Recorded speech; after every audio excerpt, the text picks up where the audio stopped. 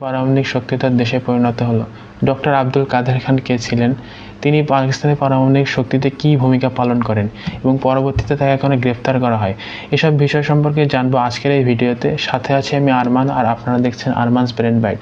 চলো শুরু করা যাক। 1947 সালে ভারত ও পাকিস্তান বিভক্তের পর থেকেই দুটি দেশের মধ্যে শত্রুতা এবং যুদ্ধ চলে 1947, 1965 এবং 1971 সালে।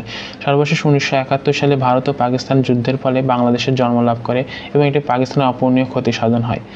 পাকিস্তান তখন বুঝতে পারে যে পারমাণবিক শক্তি ছাড়া তারা কখনোই ভারতের বিরুদ্ধে টিকতে পারবে না। এর 1974 সালে ছিল যখন ভারত তার প্রথম পারমাণবিক পরীক্ষা চালায় এবং নাম দেয় স্মাইলিং বুদ্ধা। তৎকালীন পাকিস্তানের প্রধানমন্ত্রী জুলফিকার আলী ভুট্টো বলেছিলেন, আমরা ঘাস খাবো তবু পারমাণবিক বোমা বানাবো।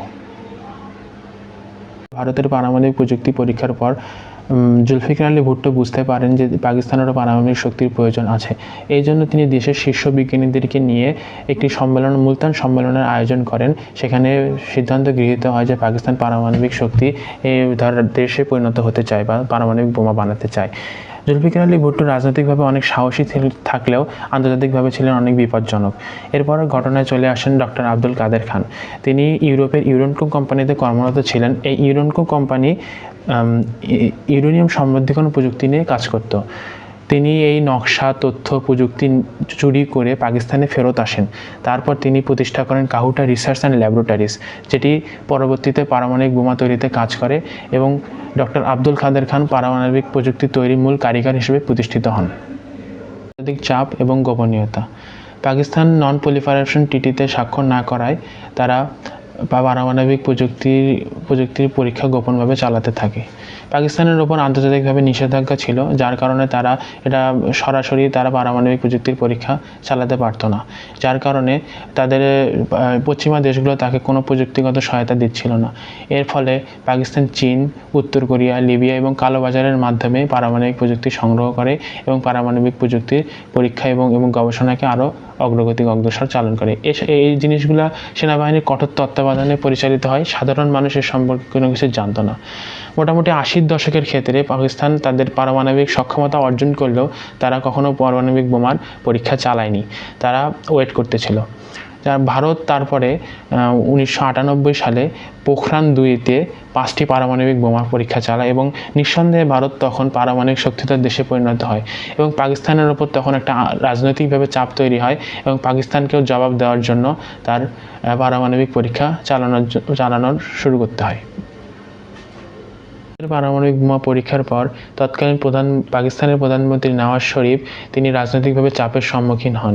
28 মে 1998 সালে তিনি পাকিস্তানের পার্লামেন্ট থেকে একটি অনুমোদন পাশ করেন, যার মাধ্যমে তিনি পাকিস্তানের যে চাগাই পর্বত আছে সেখানে তিনি চাগাই 1 পারমাণবিক বোমার পরীক্ষা চালান এবং কিছুদিন পর তিনি চাগাই 2 নামে আরও একটি পারমাণবিক বোমার পরীক্ষা চালান এবং পাকিস্তান তখন বিশ্বের 7ম শক্তিধর দেশ হিসাবে, পারমাণবিক শক্তিধর দেশ হিসেবে আত্মপ্রকাশ করে। আন্তর্জাতিকভাবে পাকিস্তান অনেক নিষেধাজ্ঞা এবং নিন্দার শিকার হয়, কিন্তু জাতীয়ভাবে এটি ছিল একটি বিজয়ের মুহূর্ত, আর ডক্টর একু খান তখন হয়ে ওঠেন জাতীয় বীর। একু খান স্ক্যান্ডাল।